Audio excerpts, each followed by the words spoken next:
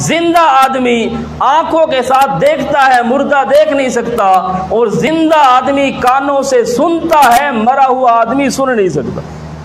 ہر چیز میں یہ کہتے ہیں برابر نہیں، لیکن جب سننے کی بات آتی ہے کہتے ہیں نہیں جی سنتا ہے۔ اچھا بھئی سنتا ہے تو تمہیں یہ مسئلہ ملا کہاں سے؟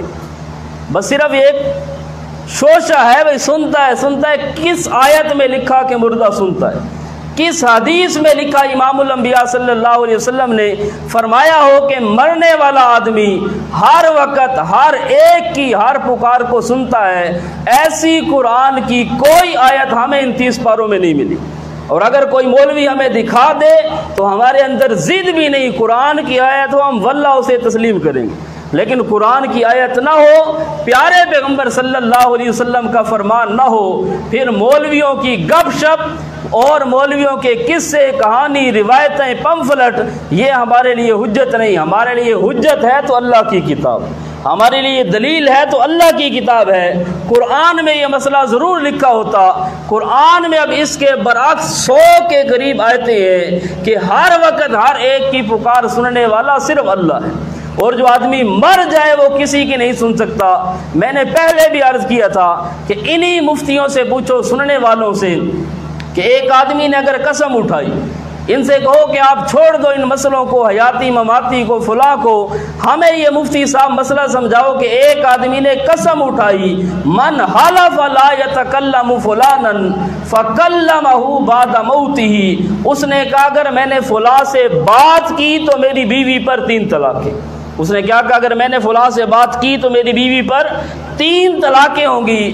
اب وہ بندہ مر گیا جس کے بارے میں قسم اٹھائی تھی، اس کا رشتہ دار تھا، قریبی تھا، اب یہ اس کی چارپائی کے قریب آ کر بیٹھ گیا، رونے لگ گیا، ابھی یہ دفن بھی نہیں ہوا، یہ کہتا ہے یار میں نے بہت بڑی غلطی کی، تمہارے ساتھ لڑتا رہا، جھگڑتا رہا، دشمنی تمہارے ساتھ پالی، نفرت تمہارے ساتھ پالی، اب میں تم سے معافی مانگتا ہوں۔ اب ان مفتیوں سے پوچھو مسئلہ کہ اس بندے کی بیوی پر طلاق ہوگی یا نہیں ہوگی، کیونکہ بات تو اس نے کر لی، یا یہ مر گیا قبر پر جا کر اس نے سورہ یاسین پڑھ دی، قبر پر جا کر اس نے فاتحہ خوانی کر دی، اس کی قبر پر کھڑے ہو کر پورا قرآن پڑھ دیا، اب اس کی بیوی پر 3 طلاقیں ہوں گی یا نہیں ہوں گی؟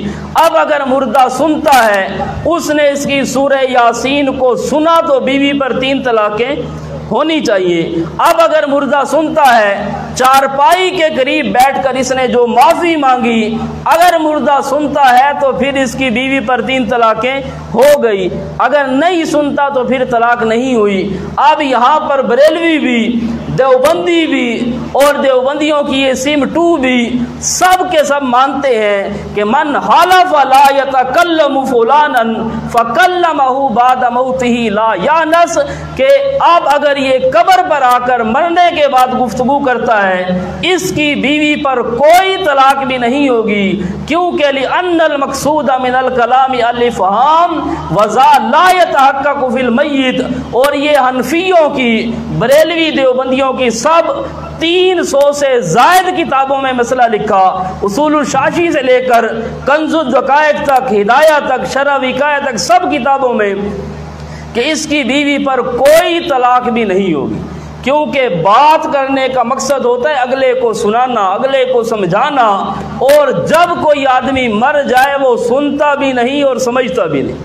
جب کوئی آدمی مر جائے اس میں سننے کی طاقت کوئی نہیں۔ اب یہ سورہ یاسین پڑھے تب بھی طلاق نہیں، پورا قرآن پڑھے تب بھی طلاق نہیں ہوگی۔ طلاق اس لیے نہیں ہوگی کہ اس مرے ہوئے نے اس کے قرآن کو سنا نہیں، جب قرآن کو سنا نہیں تو اس کی بیوی پر طلاق بھی نہیں ہوئی۔ کتنا آسان سا مسئلہ تھا۔ اب یہاں پر سارے مفتی یہ فتویٰ لکھ کر دیں گے طلاق نہیں ہوئی۔ کیوں نہیں ہوئی؟ یا آپ کا عقیدہ ٹھیک ہے یا فتویٰ ٹھیک ہے؟ اب الحمدللہ ہمارا عقیدہ بھی ٹھیک ہے، ہمارا فتویٰ بھی ٹھیک ہے۔ ہمارا فتویٰ بھی یہ ہے طلاق نہیں، اور ہمارا عقیدہ بھی ہے کہ چونکہ سنتا نہیں اس لیے طلاق نہیں۔